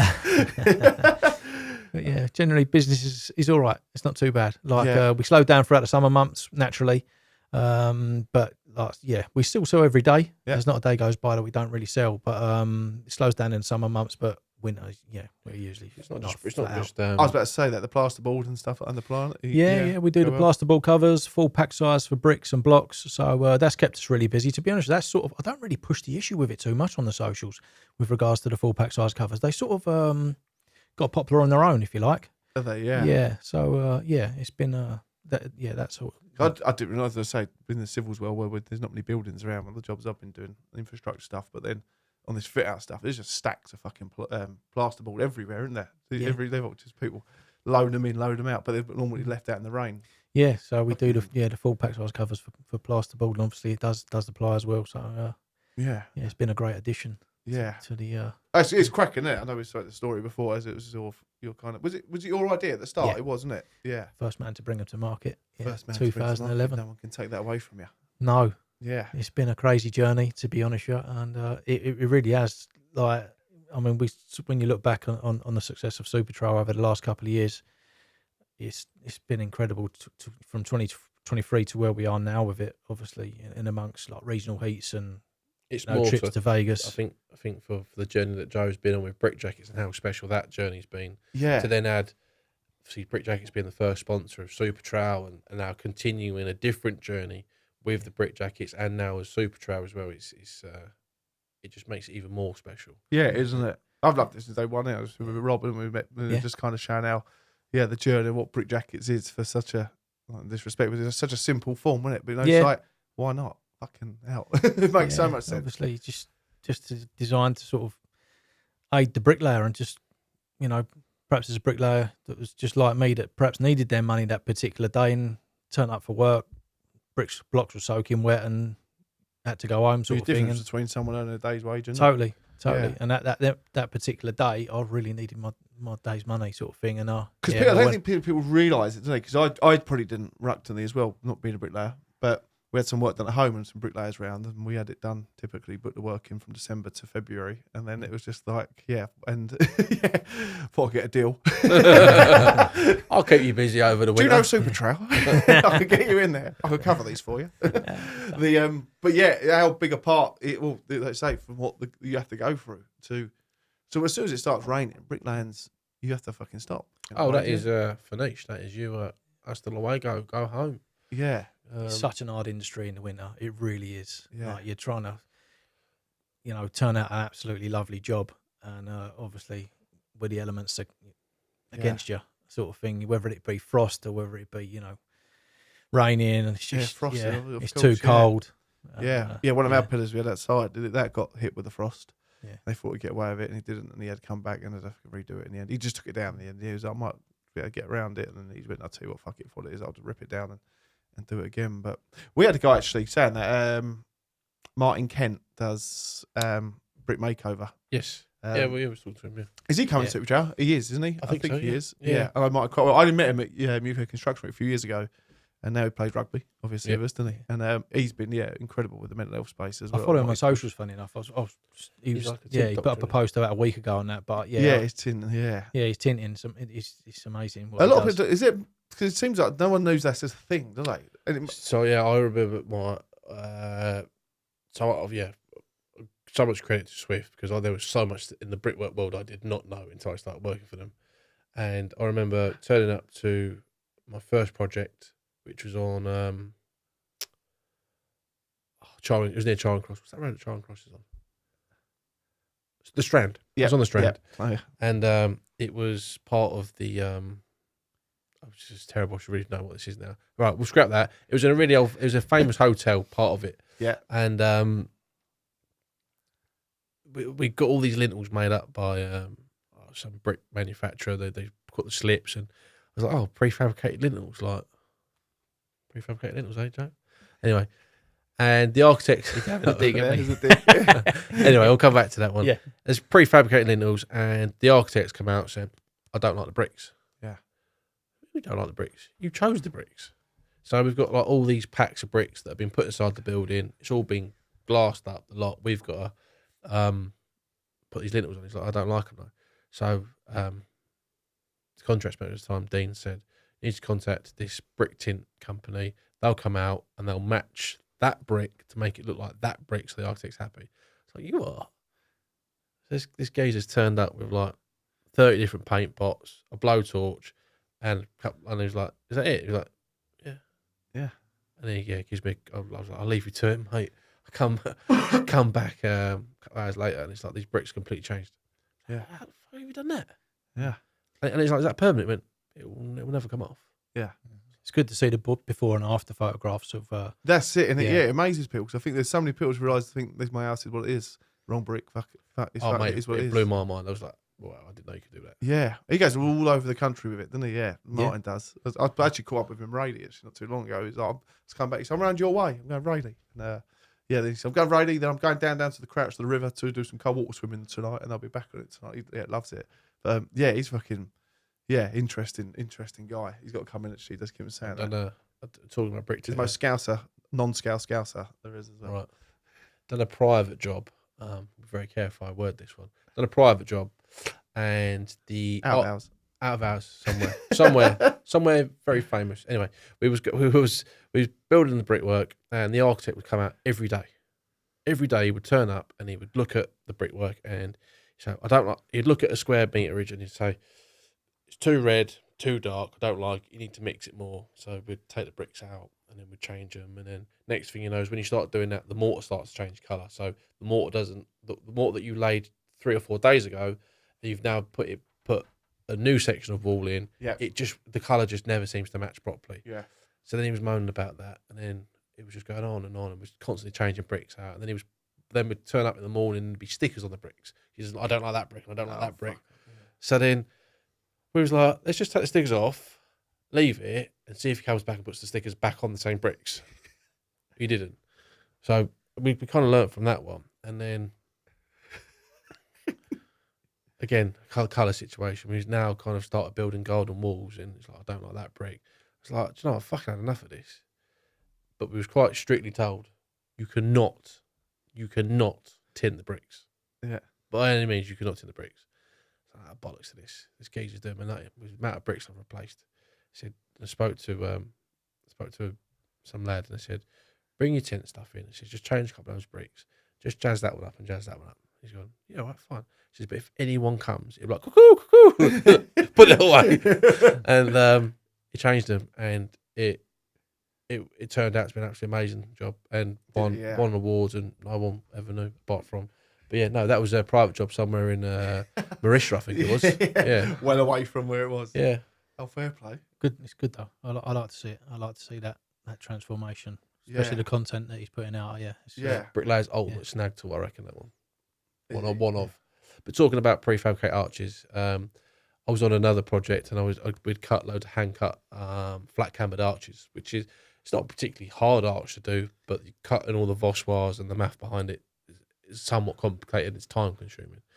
And he was building it's the first time he built his own house, and he sent me a picture of his lintels, and they were flat cambered lintels, and I was like, wow, they're fucking nice. Anyway, what he didn't realise is that the picture he took, and I realised that they were actually prefabbed ones. No, that was a complete. I thought, right, they look nice. I sent you a photograph of them all in situ. They did look really nice. You can't tell, by the way. You can't tell. And I sent him a photograph of one of the lintels on the floor that I just had to point up. They literally, rather than putting them in individual segments or individual bricks, they come stuck to a block already, and you just put them in sections and point them up on the floor and put them in. So I sent him a photograph of one of the lintels on the floor. I was waiting for the comeback, and literally within 30 seconds, they're fake. Yeah. So I knew that I would. That's it now for the last 3 years. Yeah, let me live it down. Keep it going. Moody bastard. Is young Joe still scaffolding? How's he getting on? Yeah, he's doing good, mate. He's doing good. Yeah, he's happy. He just goes to work every day. Loves it. Does he run his own business? He's doing bits for himself. Yeah. Yeah, he's doing bits for himself. He's all good though. Is he? Yeah, he's a good lad. Got over his walk yet? Yeah, he came along, didn't he? He did. Yeah, he did. He Come both along. did. Yeah, come on the marathon. Yeah, that was a tough one. That one, wasn't it? Actually, yeah. We've had a few, but that one through the night. It was brilliant though. I really did enjoy it. It was nice to see London of the night like that, and obviously walking along the Thames, and I really enjoyed it. It was great. Yeah, great. 3 years ago now. Yeah, wasn't it? 3 years ago. Yeah. That's fucking madness. You got any more coming up? Anything like that? We're doing a military trek, construction sport military trek, to try and promote a little bit of the opportunities that are in the construction world for military folk, but then also to support military folk that are now in the thing as well. We're walking from Colchester Barracks to here, HQ, in July with Bergens on, so 20 kilos on our backs, a marathon distance. And then in September, we're doing Colchester Barracks again to Sizewell Power Station. So, and that's 2 marathons. So we're doing that over 2 days. When's that? So you're available. I've seen it. I've seen the date. It's September time. I'll get the dates over. But if you fancy it. We stupidly done Tough Mudder pretty much like 2 weeks after Super Trowel. Yeah. We done that, and then I was like, right, we're gonna do it again. Fuck it, why not? It's good. Yeah, We so- enjoyed it, didn't we? It's Yeah, good- we done good the full one. Whereabouts did you do it? Brentwood one? It Or was Crawley, down Crawley. near Gatwick, yeah. Yeah, yeah. and then we booked up again. So now we're gonna go and do Tough Mudder up in Grantham. Yep. And this time we've got about 15 the social club members joining us. Brilliant. Yeah. So we're doing that, and then It's 5 weeks' time, isn't it? yeah, Yeah, 5 4th, weeks. 5th of July. It will Is be. it? Yeah. I better start training. And then we decided that we wanted to run a marathon, so we put our names down for London Marathon. Yeah, I've always wanted to do London Marathon, by the way. Is anyone in? We don't find out till July. Yeah. Yeah, be we've interesting. entered the ballot, so Yeah. yeah. The boys are in it. Yeah. Oh, Yeah, we were in. Yeah. Yeah. They're putting the name down. Yeah, I've Yeah. entered twice before, probably a good over 10 years ago now, and I didn't get in. So I've Yeah. always wanted to do it. It's always been on the job yeah. to do list. It's one of those Yeah. you got to get. Everyone says get it done as soon as you can because you're getting Yeah. older. And Yeah. but Yeah, it's, my it's the plate's killing time, me. isn't it? Oh. Yeah. I'm doing a half marathon. We're going to do more than a half marathon, are we? Yeah. There's one here. They do a half marathon here. Do you run, In Steve? December. Or? I don't mind a run. I like running, yeah. Mm. I'm out of sync at the moment, but I would quite happily go out and run for an hour. That no fast pace, but 60 minutes. And it actually goes back, actually. At the 60 minutes, steady pace, literally end up probably not 6 miles, about 6 miles an hour, whatever, but a bit of music on, and I can do that, and I'm happy. And then I actually see a therapist fucking, when all the mental health stuff started, probably was start putting this in when my boy was born, it's 2018. And she gave me these breathing techniques and how to get through that shit when you're suffering with sleeping or whatever. And she said, just listen to this breathing stuff. And after I only had 3 sessions with this lady, and she said to me that after the first session was just that, you know, like you've suffered with nightmares in the past. Tonight you're going to wake up at 1 o'clock and suffer again a little bit. And I went, I felt like going, fuck off, Mystic Meg. What do you know? Like as if you can fucking get in my head like that. 1 o'clock that night, I was wide awake, and I was like, what the fuck has she done to me? And I was sold then. I went back for a second session with her, then a third session. Got ya. I was just like, what the fuck have you done? Stop it. And then, but then after the second session, I went for a run for an hour, and I got back, and it was a nice evening, a little bit of rain. I like a little bit of drizzle, not Bricklayers weather, but when I'm running. And I got back, and I just thought, I'd run at about 8 o'clock at night. I got back about 9, and then literally thought, I might just try and carry on running. And I'd done a second hour, and another whole hour again. Never run past an hour in my life. And I've only ever done it once. And I'd done my second 60 minutes quicker than my first 60 minutes. And I just listened to this recording stuff. It was all about breathing, how to control your breathing. Mm. But you get in that, when you get in the daydream, you get in that flow state sort of thing, and you can just you just go and go. Sure, you didn't wake up at 1 o'clock. She was tired. yeah, I didn't wake up that night. I was fucked. I didn't wake up for work either. But yeah, and it just got me into that. And then I was like, I need to get back in. I've got a treadmill at home as well. It's currently a storage unit. But I do want to get back into it. So I really want to do the ride. So the walk that we did yes, from Twickenham to Excel. yeah. I want to do it on a ride. So I would like to ride, I don't know, a Sunday or something like that, just jump on a Yeah, bike and do that that's a ride. great because, shout. yeah, It's a mountain bike job. Yeah, isn't it? Yeah, across yeah, the things. That's a definitely. great shout. Actually, we could do that, couldn't we? yeah. It was really nice to see London like of a night like that. Yeah. you know. Would you want to do the bike overnight as well? No, do you think, no, in the daytime. Do it during Yeah. the day, definitely. Yeah. Can you remember that guy on the river we walked past? Did you see him? We're walking fucking night. This is 1 o'clock in the morning, somewhere around West London way, and we walked down the river, and in the bushes there was a bloke just standing on the edge of the fucking, and it looked so spooky, and no one said a fucking thing. You know, the guys probably need help, actually. We probably help, but it was just fucking dead scary, and I just stood there, and then off subject, but No, to do that, that'd be a good crack. I'd like to ride it. Yeah, definitely see it by day also. But it was. I really enjoyed that. Yeah, so 26 miles, it's only about a 3-hour ride, wouldn't it? Comfortably on a mountain bike, you're not going to be pacing down there. There'll be a few runners and walkers about. Not a Boris bike either. That might be a good Yeah, shout. it's definitely a mountain I'd bike be up one. for that. Yeah, Definitely, I yeah. could see the mountain bike today in the shed actually. I thought I might get that serviced. Yeah, well, let me know because I'll be glad to do it. Yeah, that would be a good crack. And finish in London, do that. And what else? You come to the rugby? Been part of the rugby? You come Couple of Saracen? times. Yeah, a couple of times. Yeah. We was going to do one 11th of June, but we got the date's been pushed off by Leicester because of their fucking season. Basically, they won't give us the pitch at Leicester again that week, so we're going to can it. But yeah, Andy Good messaged that actually saying he's doing, I think, this summer, so we can get him back on the scene. Oh, summer rugby's tough. Yeah, When are we going to do it? Don't know. That's why they do sevens. Yeah. September, maybe September, October time. We'll get a Yeah, I big mean, one lined up. most people now will be out of season. Yeah. Pre-season going to start next couple of weeks. Have you been playing this season yourself? No, well, the season's just gone. I think I managed. Well, my daughter was born in September. Oh, amazing! Yeah. Last year, so kind of caught the beginning of the season. Got a couple, 2 or 3 games in, and then towards beginning of this year, I got maybe another 2 or 3. I think I managed 6 games. Yeah.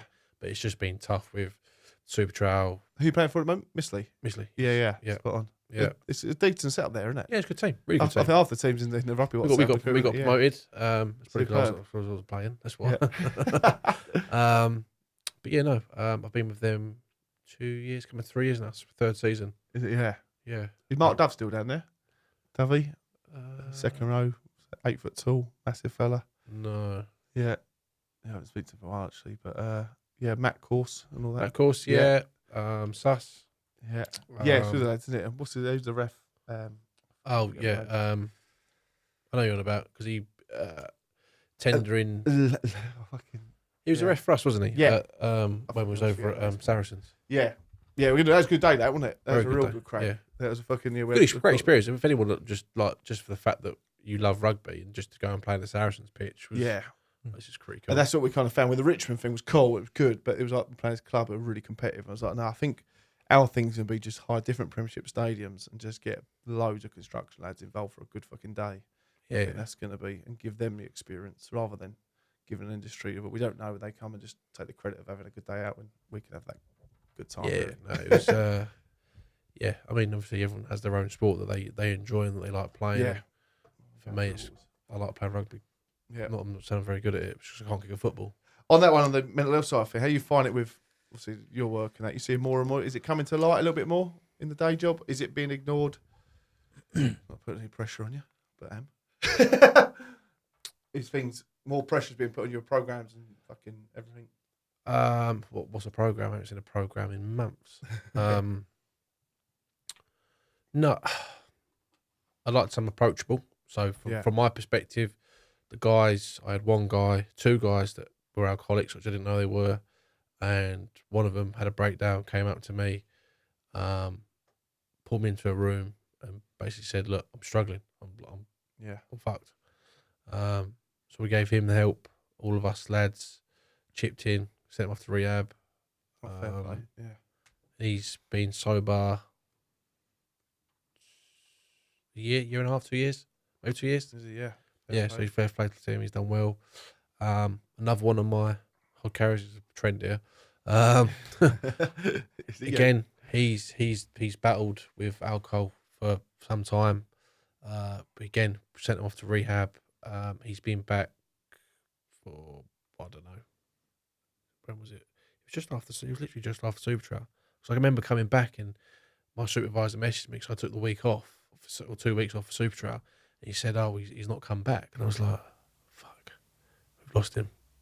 Because it's happened to me before with him. I've lost him. I'm like, "Oh, no." And then he resurfaced maybe just after Christmas. So he's been clean now for 5 months. So Yeah. so we're hoping that he can stay clean. But I find it's drink and drugs is the main cause of it, the mental health. Do you get drug and alcohol tested on the jobs you're on as well?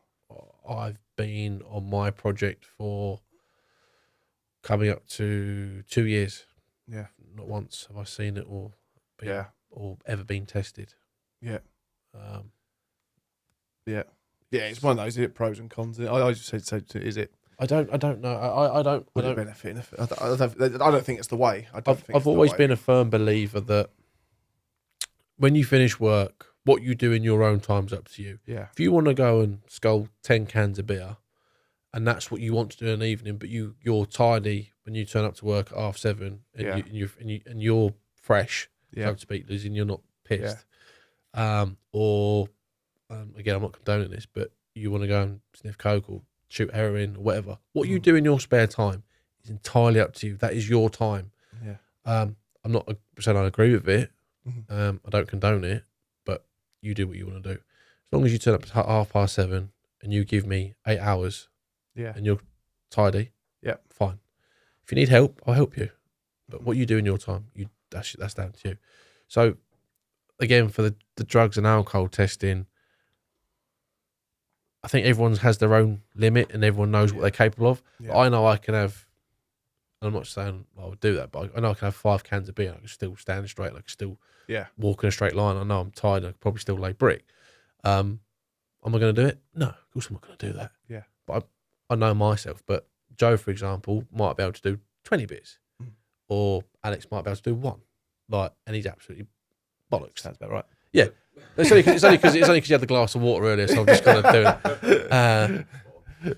So I think to single someone out because they had a couple of beers the night before, or because they like a recreational drug. Like I've got a really good mate of mine. He's my best mate, to be fair. I've never known anyone like it. He loves a recreational drug. I've never understood it.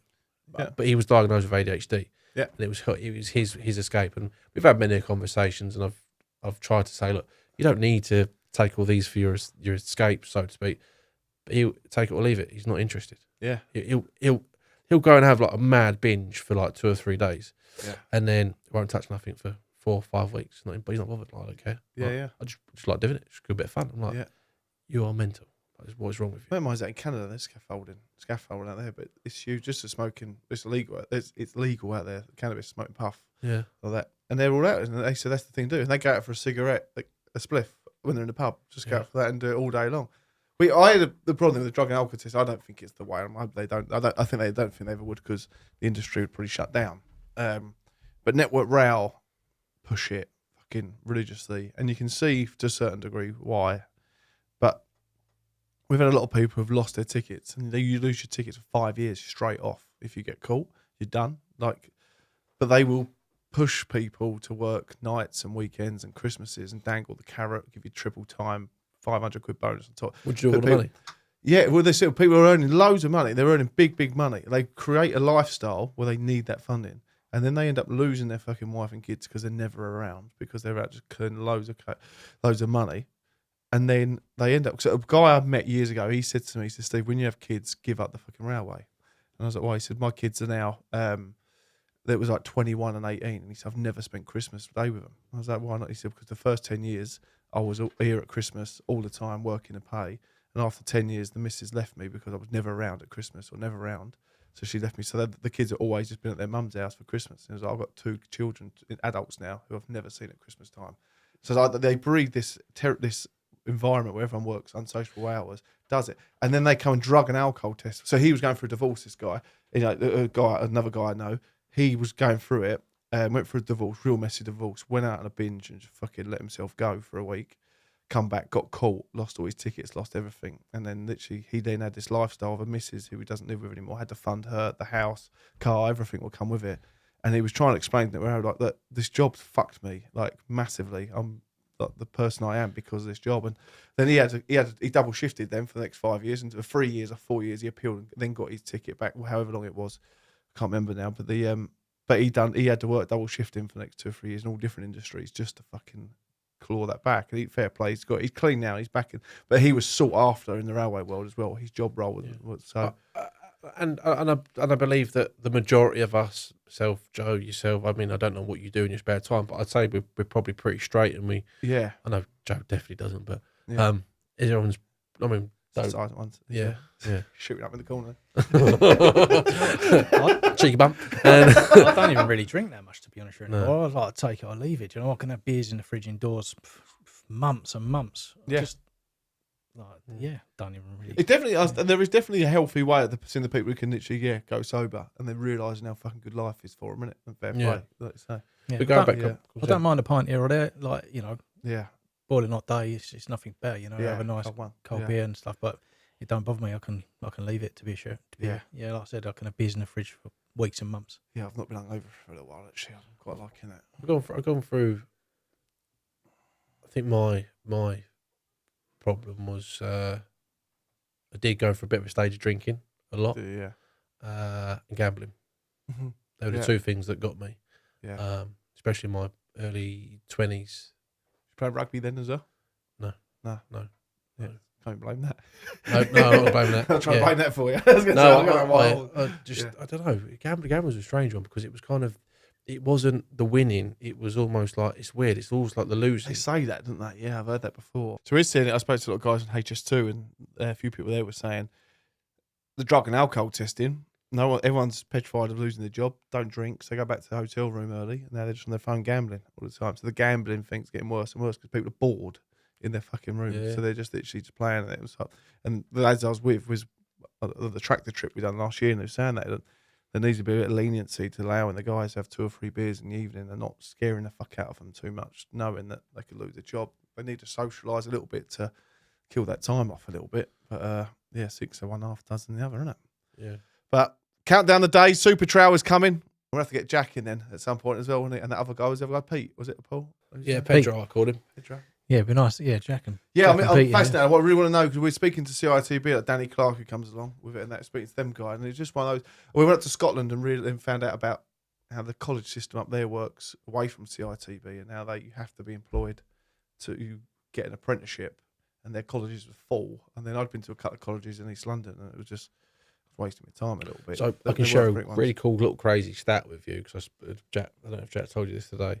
So we use HRC, so Harvard Regional College, as our benchmark. So to kind of gauge our influence within brickwork. Okay. So the 2023-2024 intake, they had 42 apprentices. Yeah. There has been a 116% increase in brickwork at that college alone, which can only, and they've looked at previous years, and there's been a huge spike in it over the last 2 years, which they can only put down to one thing, and that's the fact that Super Trowel. So they've gone from 42 apprentices to 91 apprentices. Yeah.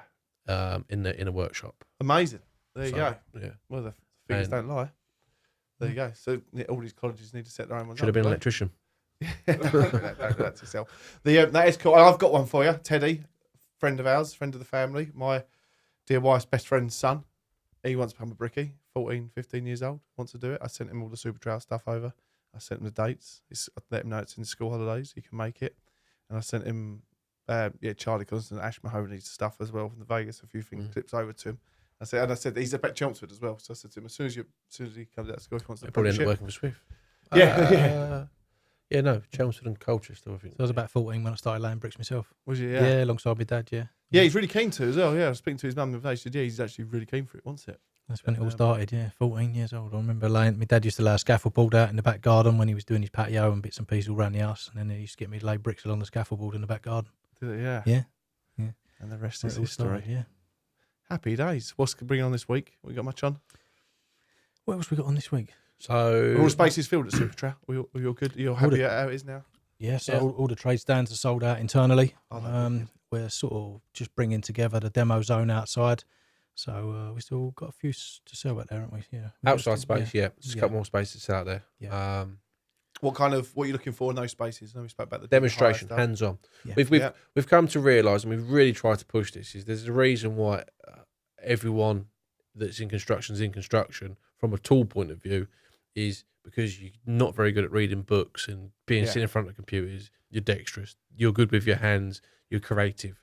So what is the point of an exposition where you're just walking around looking at and reading stuff? It makes no sense. Yeah. So we've really tried to emphasise that it needs to be hands-on. It needs to be engaging. It needs to get people involved and getting them to be part of the event. So we made the outside area strictly hands-on. So we've got a demo zone. We've got the big like concrete Lego blocks. Yeah. We've got 8 of those. Yeah, 6 of them coming along, yeah. So We've got we've got DeWalt, we've got Milwaukee, Cool. Akoki, Metabo, yeah. potentially Bosch, Fisher. Who else is the other fixings company? Ancon, Grayson's.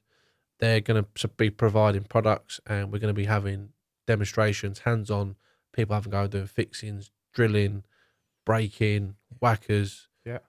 Actually, just have a bit of fun with some tools, and for people to be demonstrated properly. Yeah. Before they buy them. Yeah. Happy days. That's it. Got some can goes out there, some battery can goes as well. Lots of stuff for if you sale as well as you can buy stuff. Yeah. That's the difference to some other places, isn't it? You can't actually buy something there. This is the other bit of fun. So we, have you ever seen a power float, like a proper power float? Yeah, the Ryder ones. Yeah. Yeah. So I was in a conversation with. Didn't go wrong. No. That's what you want to see.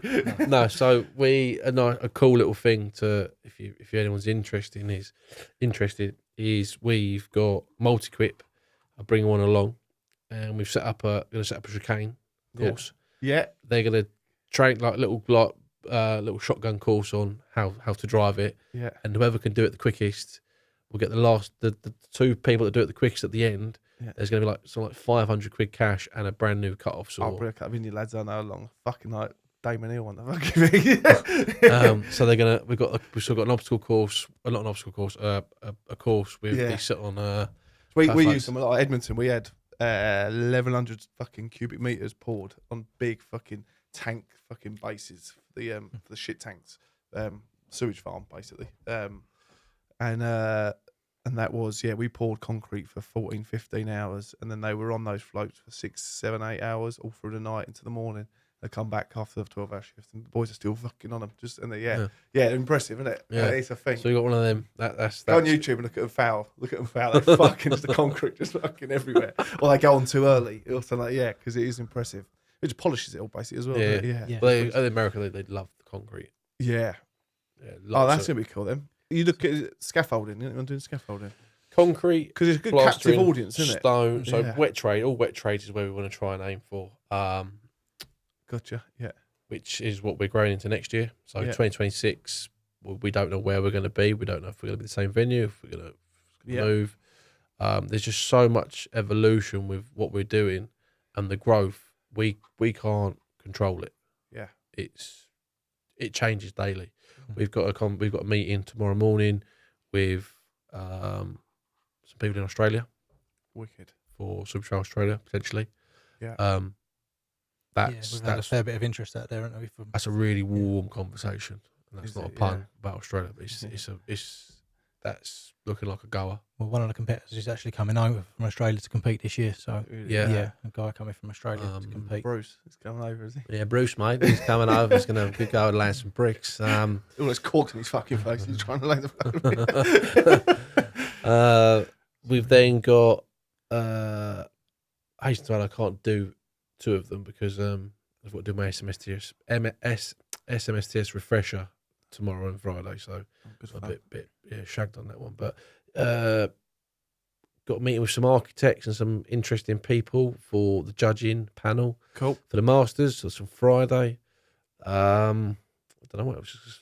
It's every week something. Yeah, it's quality though. Meetings, conversations. The weeks have just flown by, especially since last. Back end of last August, the weeks have just flown by, like literally. Like Google Calendar is just like it's full. Yeah, And as you would know, it's for the first couple of years, it was absolute nightmare trying to get in with companies. Yeah, because it's like, as Joe was, it's like an onion. You've just got layer after layer after layer. You're talking to Maureen in marketing, and she's like, "Well, you need to talk to Doris," and Doris only works on a Friday, and then. She's like, "Oh, I didn't see your emails. Like, you need to talk to Dave," and then he's like, off sick for a week. And that one's on holiday. The next thing, that one leaves the company. Yeah, it's fucking So we've had to kind of start to target people at the top and try and come down rather than go from the bottom up, because the bottom up's easy. You can find the number. And on the every website. company's set out different, isn't it? So you just don't know the way through. Yeah, it hasn't been easy, has it? It No. hasn't been easy. Literally constant. But you've got the evidence now to show it as well, isn't it? You say people stand out to approach us. I mean, I'll never forget the day when I had a website message, and it was from the marketing team of Juicens. Yeah, it was like Juicens have contacted us and asked us to manage. That was a mad one. Yeah, and there was even like a proper conversation. It was like they've just gone on, the contact you on the website with a little pop up. Yeah. That's the thing. That's the thing. Again, you find some companies, and you look at companies, some other ones, what you think, fucking they're proper, and you think, God, they're fucking winging it big time. Or you unearth things, you think, fucking hell, I didn't realise. That was a shit show. I've no idea how we've got where we are, to be fair. It's sheer hard work. But hard work and determination between the three of us. Yeah, total passion. It has been. You can't beat that. A real journey. And I dare say we'll have a couple of days off after this year's event, and we'll be straight back in organising 2026. Well, you do. I'd say we're a completely different kind of world in a way, but yeah, you do. You'll look at 2026 already, I'd imagine now, aren't you? Straight away. Yeah, we have to. You have to realise it. We even then with the bike ride saying that about the bike ride we just done from Sizewell to Hinckley, even VDF, they were all over it. They actually asked us originally, but then didn't actually really get behind it. But we done it. It was a great success. And then we had a meeting last week. They went, "Oh yeah, now we can see it. We want to get this date for next year out there. Can we do that already?" And I was like, "Oh fucking now you want it." I'm like, just so that once they can see it and it's physical, and and it's we've had that. He's like, now they see it's a success. And that's why we had to kind of. So me, Joe, and Jack haven't been paid for Super Trowel for 3 years, only up until recently, and it's very minimal. It is minimal. The only person that we decided to pay because we knew that it was going to be the biggest driver for us was going to go content. Yeah. That's what everyone sees. Yeah. So going back to Josh, I mean, and it's not to dig Josh out, he was the only person that was paid for potentially the last 18 months. Yeah. I've been paying him. But he's done us the world of favours. I mean, without the content and the brand alignment and consistency, when we was approaching the likes of Juicens and Wiener Burgers and Ultra Bells and all that, although we had a really good concept and there was really good competition and it was engaging, to really encourage them to get behind it financially, because that's what we need. We need readies. But when they can see the brand consistency, that's when they're like, yeah, we can see it now. Yeah. And that's played fourfold out for us. Because you still work full time, do you? Yeah, Groundworks is moving. Yeah, this is taking over at the moment, but the Groundworks moves full time. Yeah, so we've got a Groundworks gang of us. There's 5 of us on at the moment. We're working the weekend work.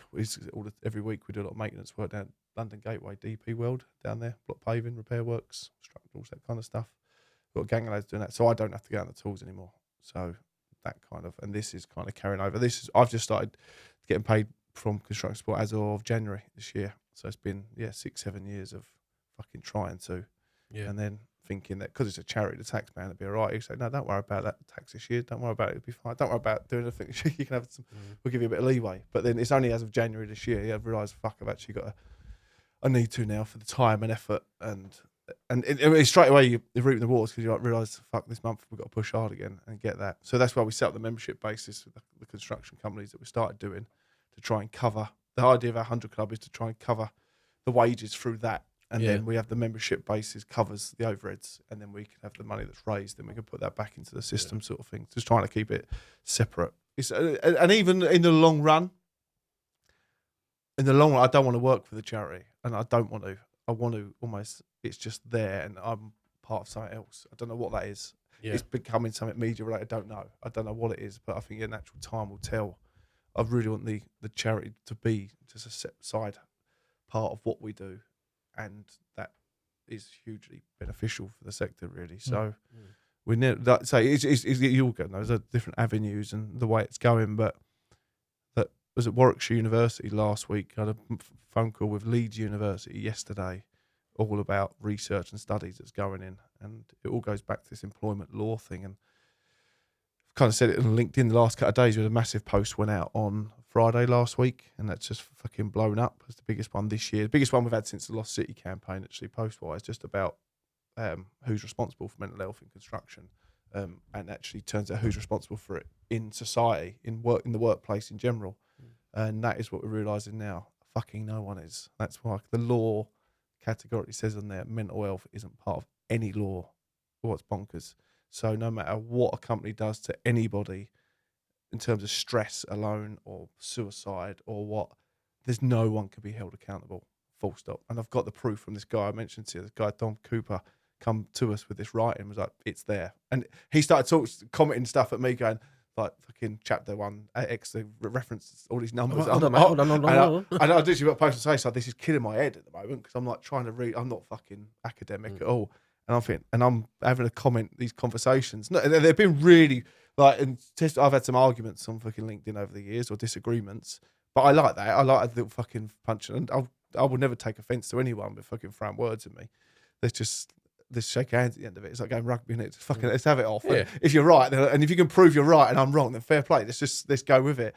But this guy says straight away, I thought, fuck me, this guy knows his onions, sort of thing. Then I'd done some homework and it was like, fuck. And I'm like, and now I'm trying to keep up because if you look at the comments on this, what we've just done last week, it's all top fucking health and safety directors and people in that space. And these people fucking know how to read lots of big chapters of stuff. And I'm like, fuck. So my brain's been fried the last couple of days. But this guy's just backed it up with me. Like, bang, there you go. And then I spoke to A lady called Professor Sarah Walters at Leeds University, who headed up the inquest to Sarah Walters, a headmistress that took her own life a few years ago off the back of the Ofsted report, hit national headlines. Yeah. She's been pushing it and taking HSC as high as they can go to see that this has got to change. And then you get people on LinkedIn go, oh, this will never change. You can never manage someone's mental health because this and that. I'm like, bollocks. They're doing it in France. They're doing it in Japan. They're doing it, and they're now recording stuff in America. It's working for them. Australia have turned the tide on it. The numbers are starting to drop. There's something them fuckers are doing that we ain't. So don't tell me on here that it can't be done, because I'm no rocket scientist, but these fuckers are doing it over there. So we're supposed to be this country that can adapt to this, but I know the industry turns quite slowly with different Lead from the front. yeah. So, but it's good. It's good. We've had to fucking shake it up a bit and throw a few fucks in every now and then, but it would be worth fighting for if you can't have a fight with it, I suppose. Can't do it on a Saturday night anymore. So you've got to do it. Got to do it respectively. All good fun, lads. It's been a pleasure. Thank you. Thanks for coming down. Thank you very much. The doors are always open to you. If you want to come in and say anything or push anything out or ask us to push, or if you could be any help, let us know. Certainly, yeah. I'll try and be. Try. Looking forward to seeing you in August. Yes. Yeah, we'll come down. We'll have a little think. And yeah, it will be. So we're not committed to anything else actually this summer. We had a little talk about it yesterday actually, about some of the stuff what's coming up. But Super Trowel is very much concreted in. Perfect. Foundations are laid, shall we say? Yeah. Think about it as well. You guys would be nothing without my lot either, would you, really? Ground workers. Oh, Thinking fuck about Love it. Just realised where it's going. Yeah. We've made straight you. away. We've made you. Lads, Thank you very much. pleasure. Cheers. Cheers, Steve. Launch 2. Thanks very much. Launch 2.